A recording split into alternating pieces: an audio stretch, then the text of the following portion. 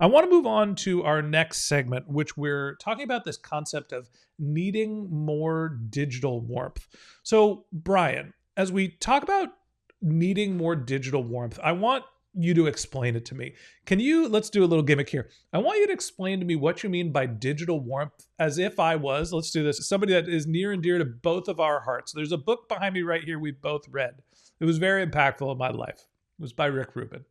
Explain what digital warmth is to me as if you were explaining it to Rick Rubin. Rick would get it right away. Digital warmth, picture the vinyl versus digital music analogy. Every vinyl purist will say that an album vinyl is warmer, it's richer. And if you look at the sound waves, it actually is. And so the idea of digital warmth is that, I'm going to introduce a term here. It's called the ignite moment. And I'll explain it really quick. For years, I worked with Google around what we had called micro moments. And a micro moment is when you go to make a decision, what's the device that you always go to first? And it's this. And the ignite moment builds. I would have said I asked my wife, but yeah, the phone's good too. All right. Yes, that's a smarter path to get the decision in your favor for sure. But the idea of the ignite moment is just simply saying, look, we know you're going to use a digital device, whether it's a phone, whether it's a laptop, whether it's ChatGPT. And what happens next is this ignite moment. So what does someone find? What does someone click on? What does someone do? And if you think about it, since the days of e-commerce, the days of Web 1.0, we've just essentially created websites and transactional sites. And for the most part, they are just not rich. They're very static. They're very stale. They're very impersonal.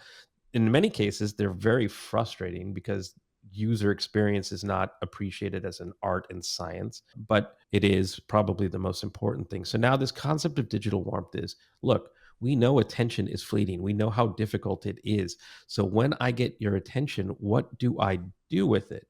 And it is about creating a next step and a next step that is warmer, that is richer, that is device intuitive, that it is attention intuitive.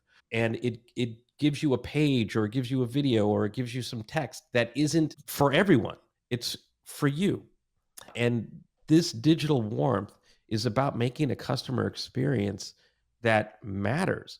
There are two moments a customer will remember in any given experience. It's moments that absolutely suck, or moments that are absolutely wonderful. And anything in between is forgettable. The laws of the love language of digital warmth is bending the golden rule, which is you can't treat people how you want to be treated.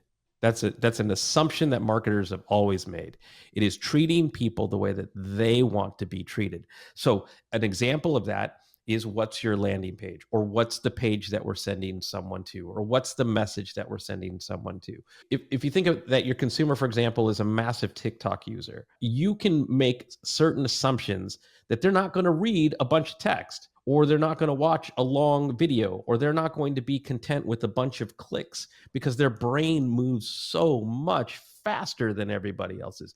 So digital warmth is about giving someone, in that ignite moment, when you have their attention, an experience that's going to matter for them. And the good news is technology, like we talked about at the beginning of this, Benjamin, is that it'll allow you to create more dynamic experiences for the type of consumers that you're engaging that matter to them. It seems like personalization is right in line with digital warmth.